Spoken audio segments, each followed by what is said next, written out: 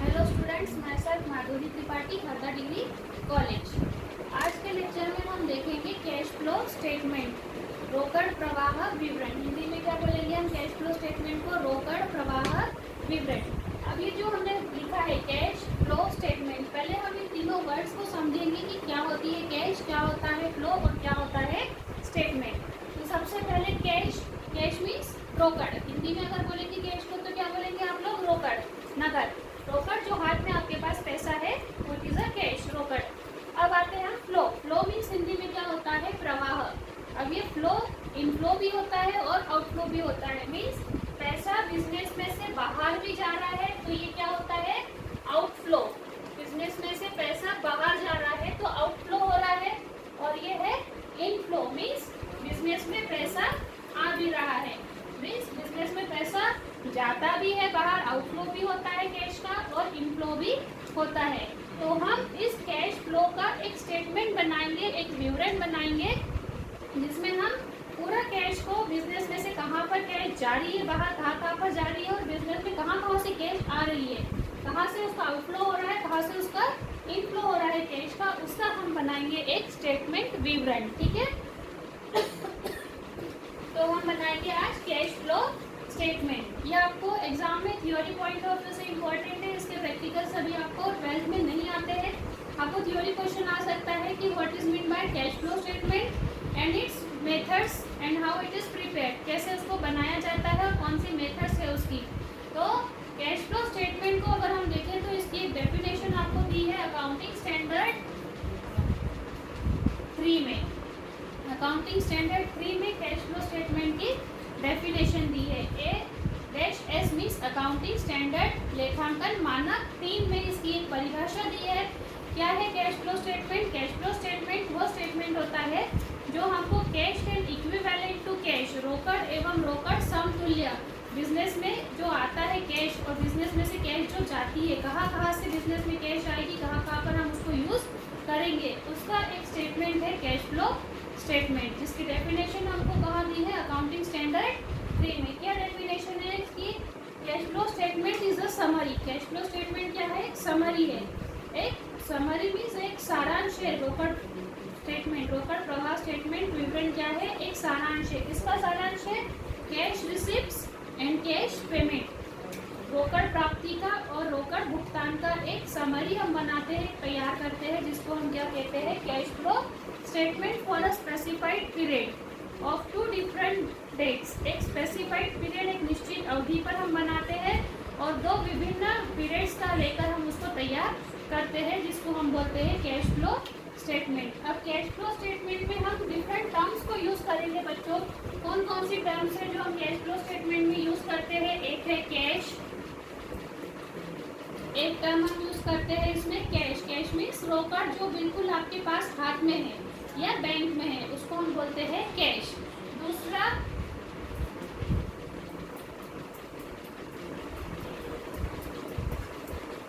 Equivalent to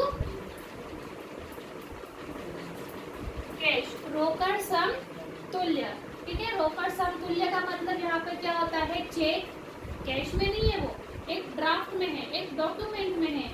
check हो गया, demand draft हो गया, ओवर बैंक ड्राफ्ट हो गया, man bills payable, promissory notes, ये क्या कहते हैं हम इसको? Equivalent to cash. ये हाथ में नहीं है आपके पास कैश, लेकिन कभी भी एट ए टाइम आप उसको कैश में कन्वर्ट कर सकते हो, तो इसको हम बोलेंगे equivalent to cash. Next is cash outflow, रोकड़ का प्रवाह, cash flow, sorry only cash flow. एक टर्म हम क्या यूज करते हैं इसमें? Cash flow. अब कैश फ्लो जो है वो 2 प्रकार की होती है। अभी मैंने जैसे आपको बताया, inflow and outflow. Cash flow कैसी होती है? बिजनेस में इनफ्लो भी होती है, बिजनेस में आती भी है कैश और बिजनेस में से कैश जाती भी है, आउटफ्लो भी होती है। नेक्स्ट टर्म हम इसमें यूज करेंगे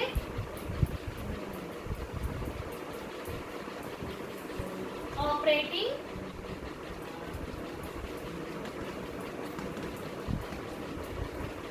एक्टिविटीज, संचालन गतिविधियाँ। अब संचालन गतिविधि, ऑपरेटिंग एक्टिविटी, वो एक्टिविटी होती है बिजनेस की जो बिजनेस एंटरप्राइज अपना मुख्य व्यवसाय करता है, उससे जो उसको कैश मिलती है या उससे रिलेटेड जो कैश आपके पास से बिजनेस में से जाती है, उसको हम कहते हैं ऑपरेटिंग एक्टिविटी। जैसे फिर से मैं वही एग्जांपल दूंगी, मान लो मेरा बिजनेस है चौक का, मैन्युफैक्चरिंग ऑफ चौक, में चौक निर्माण करती हूँ, तो ये चौक से जो मुझे आय होगी उसको मैं बोलूँगी ऑपरेटिंग एक्टिविटी।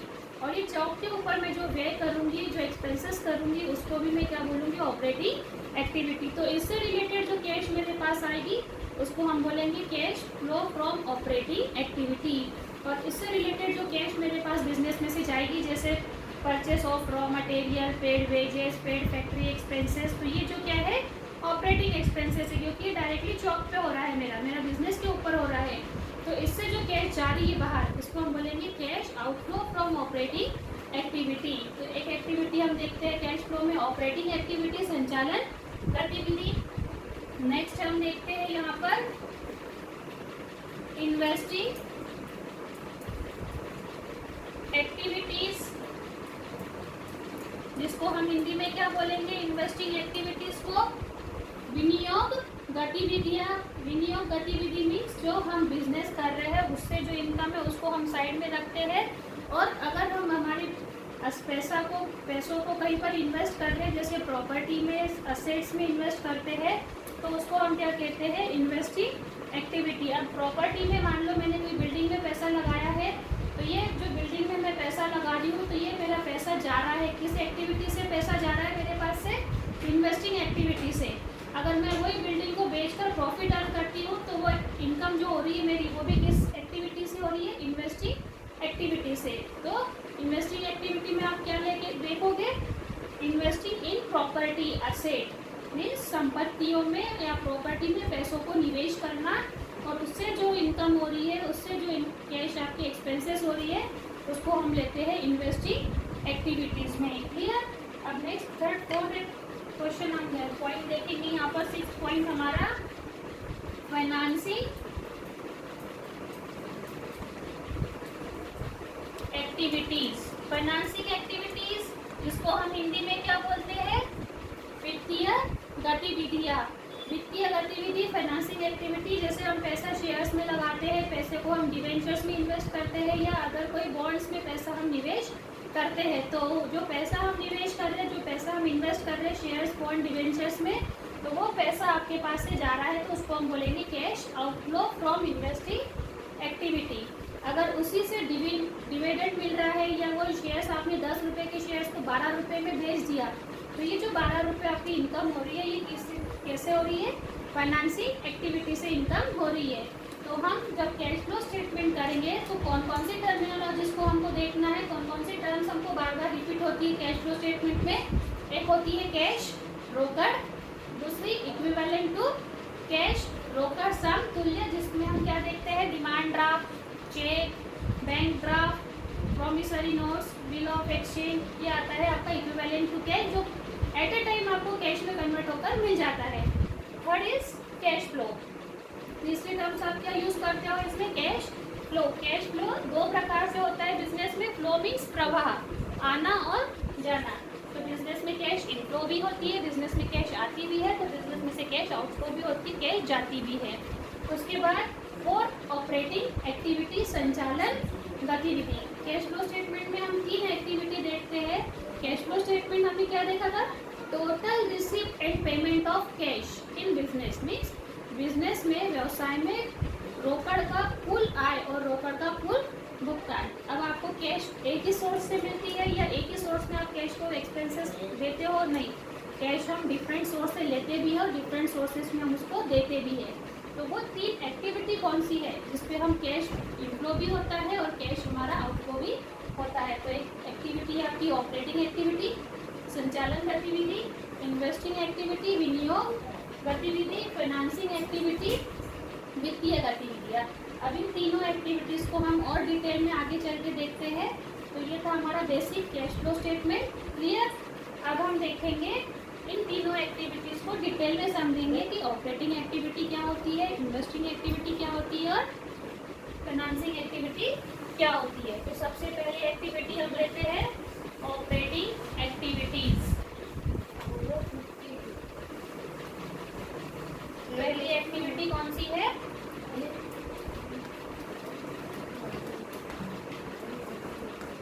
ऑपरेटिंग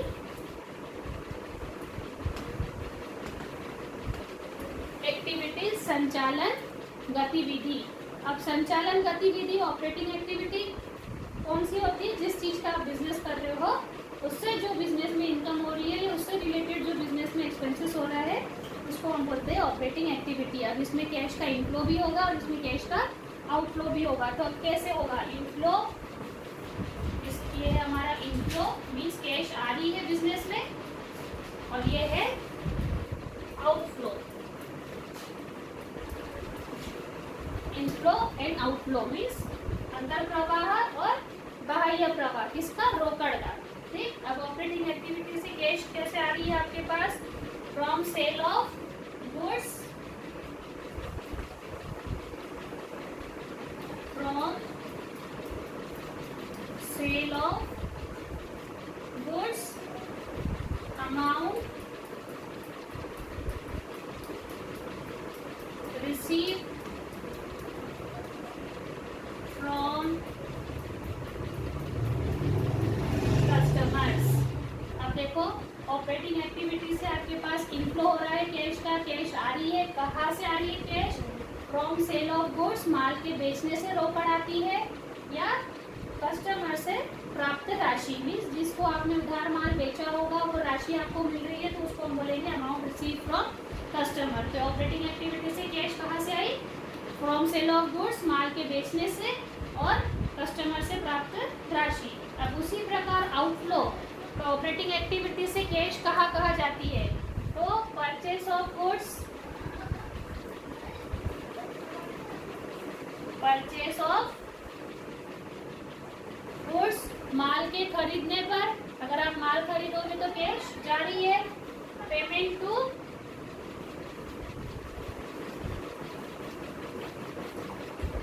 वर्कर्स, मजदूरों को पेमेंट कर रहे हो, जैसे मजदूरों को सैलरी वेजेस दे रहे हो, मजदूरी दे रहे हो, other expenses related to a business, तो ये क्या होगा? Payment to worker. उसके बाद पेमेंट टू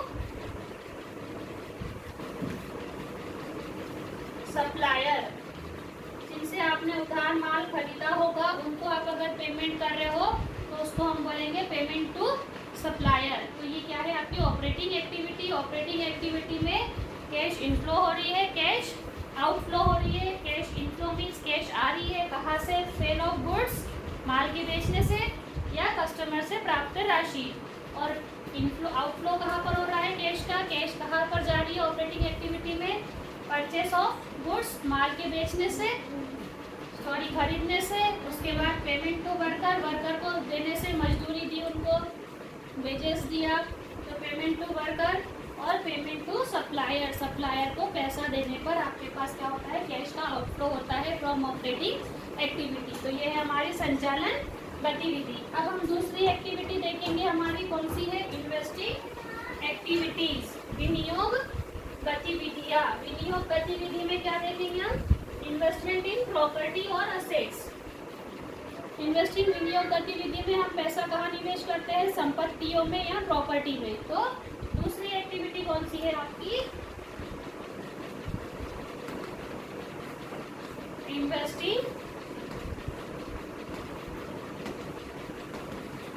एक्टिविटीज, विनियोग गतिविधियाँ।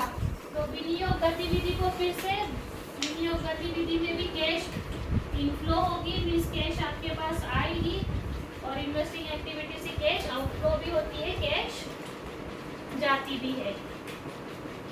अब इन्वेस्टिंग एक्टिविटी से कैश कैसे आएगी आपके पास? तो कहाँ से आती है? सेल ऑफ प्रॉपर्टी, प्रॉपर्टी को बेचने से जो राशि मिलेगी, जो पैसा मिलेगा, उसको हम बोलेंगे इनफ्लो फ्रॉम इन्वेस्टिंग एक्टिविटीज। उसके बाद रिसीव फ्रॉम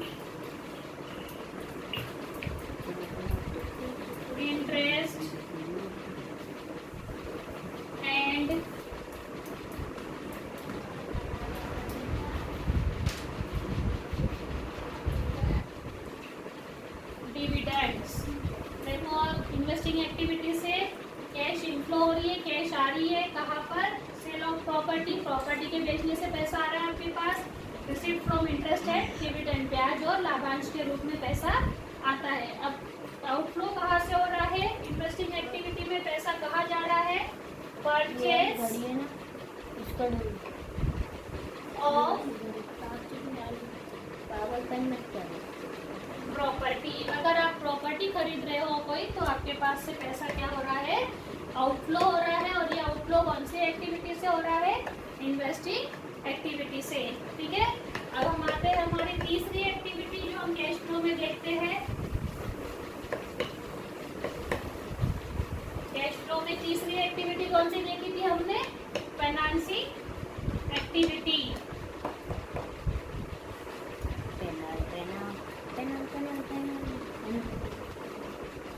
फाइनेंसिंग एक्टिविटी, इसमें भी कैश इनफ्लो भी होता है और कैश आउटफ्लो भी होता है। कैश इनफ्लो भी कहाँ से आएगा, cash issue of shares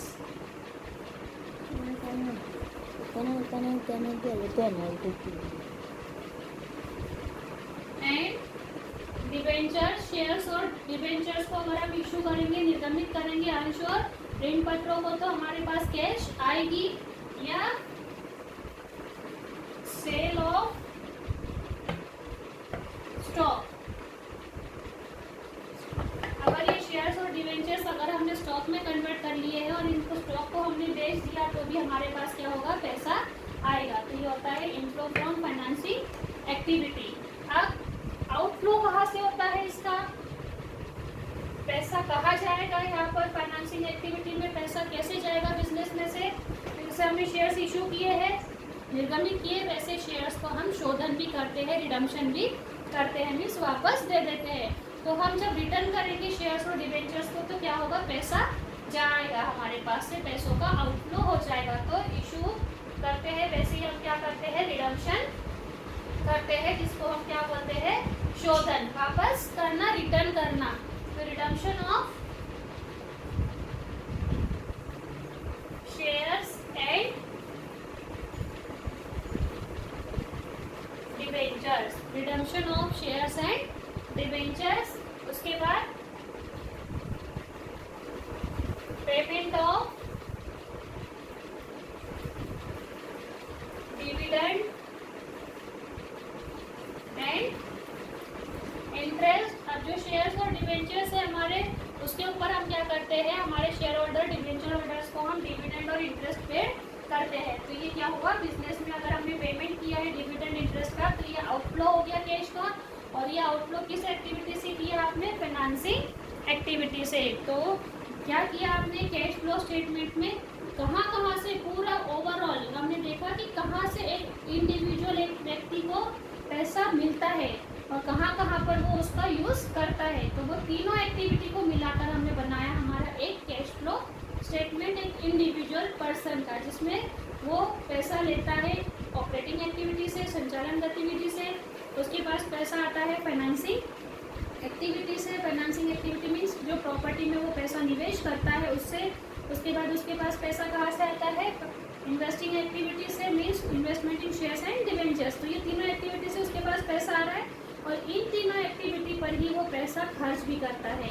operating activity पे भी वो पैसा खर्च करता है, कहाँ पर खर्च कर रहा है वो, sale of purchase of goods and payment of wages. फिर उसके बाद हमने देखी थी हमारी इन्वेस्टिंग एक्टिविटी, उसमें भी वो पैसा खर्च कर रहा है। कैसे खर्च कर रहा है वो पैसा, purchase of assets and property. उसके बाद इन्वेस्टिंग एक्टिविटी में भी वो पैसा खर्च कर रहा है। कैसे खर्च कर रहा है पैसे को वो, by redemption of shares and debentures, by payment of dividend and interest. तो ये था हमारा सिंपल कैश फ्लो स्टेटमेंट। अब इसकी मेथड से कैसे तैयार की जाती है कैश फ्लो स्टेटमेंट, तो इसकी दो मेथड हम देखते हैं। एक डायरेक्ट मेथड है प्रत्यक्ष विधि और एक इनडायरेक्ट मेथड। अगले लेक्चर में मैं आपको बताऊंगी कि ये दोनों मेथड से हम कैश फ्लो स्टेटमेंट कैसे तैयार कर सकते हैं, क्या इसका फॉर्मेट रहेगा। Thank you.